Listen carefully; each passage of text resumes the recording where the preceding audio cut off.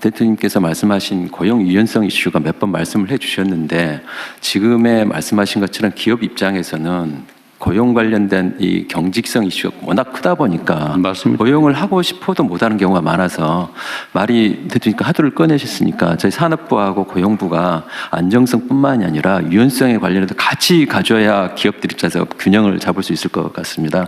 한쪽만 가기보다는 그렇게 한번 같이 들어보도록 하겠습니다. 그러니까 나도 얘기한 김에 한 번 더 하면 이게 사회적 대화위원회가 해야 될 제일 중요한 일인데 입장이 딱 그렇더라고요 보니까. 노동자들 입장에서는 정규직 자리를 가진 사람 입장에서는 해고되면 죽음이다. 나가면 너무 춥다. 얼어 죽는다. 소위 사회 안전망이 너무 취약하고 다시 재취업 가능성도 없고 정규직과 비정규직 격차가 너무 크다 보니까 절벽 위에 서 있는 그런 느낌인 거죠. 악착같이 지키는데 물론 그 사람들은 지키겠죠.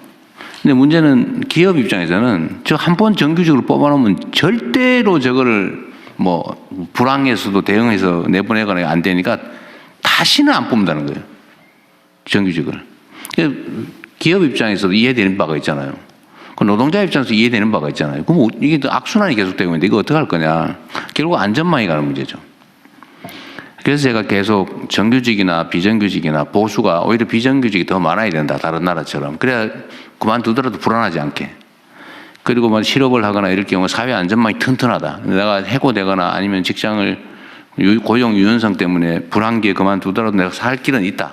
라고 믿어지는 거는 결국 안전망 확충이잖아요. 안전망 확충에 돈이 들잖아요. 그럼 결국 기업들이 부담해야 된단 말이에요. 그러니까 이거를 크게 보고 유연성도 양보하고 기업 입장에서 부담도 좀 늘리고 유연성을 확보하면 기업의 효율이 높아질 테니까 그럼 수입이 더 생기면 그중에 일부를 내놔야죠. 이게 크게 보고 이 대화를 해서 타협을 해야 되는데 문제는 신뢰가 없어. 아까 얘기한 대로 못 믿는 거죠. 혹시 뒤통수 치지 않을까, 배반다 하지 않을까, 이용만 해먹지 않을까. 우리 사회 대화가 부족해서 그러죠. 적대감이 너무 강해서 그냥 서로 의심하고. 그러니까 이거를 언젠가는 해결을 해야 되고 최대한 빨리 해야 되는데 그 부분도 산업부하고 사실 바로 당사자이기도 하죠. 관할 관점. 저하고 그 고용노동부 장관은 굉장히 특별한 신뢰관계가 있습니다. 두 분이라도 일단 해야지. 잘해오고 있습니다. 네. 대통령, 저도 한 말씀. 비자 관련 딱 한 가지 좀 말씀하십시오. 노동자의 30%가 아니고요.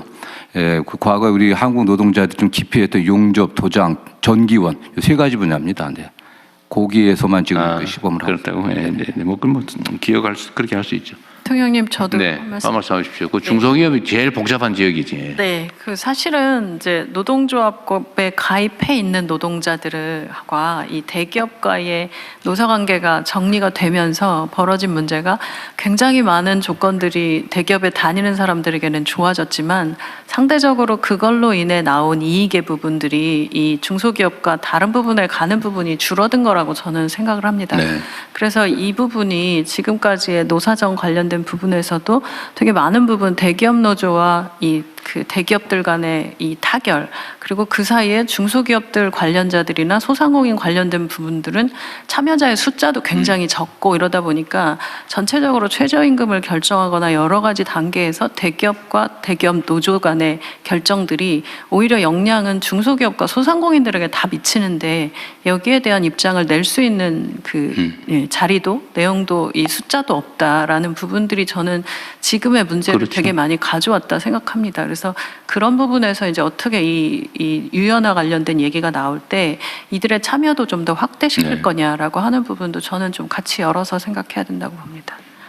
한때는 물론 흘러간 과거의 뭐 유행가 같은 거긴 하지만 만국의 노동자여 단결하라 뭐 이런 얘기도 있었는데 뭐 그거는 사실 이상에 관한 거고 문제는 대기업의 정규직 노조 예를 들면 여기는 이제 자기 입장이 중요하니까.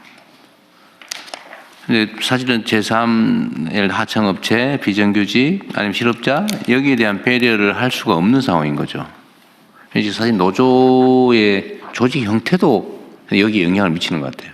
예를 들면 기업별 노조, 정규직 노조, 비정규직 노조, 사내 하청 따로 이런 것도 뭐 영향을 미치는. 그래서 결국은 산업별 노조 로 가야 하고 하는데, 네. 임금 교섭도 산업 단위로 이렇게 광범위하게 해줘야 사실 그 사회가 좀 뭐라 그럴까 정상화될 텐데 너무 하다 보면 너무 밤새야 될 것 같습니다. 이제 그만해야 되겠 오늘은.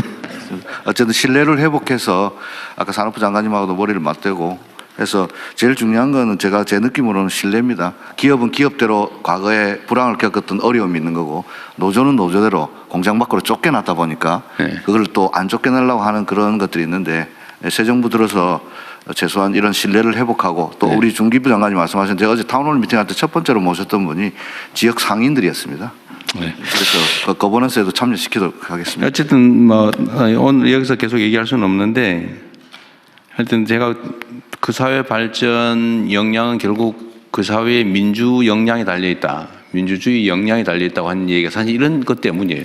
네, 모든 게 결국은 각각의 개인의 권리, 인권을 존중하고 합리성을 존중하고 공정하고 투명한 이게 다 민주주의 가치잖아요.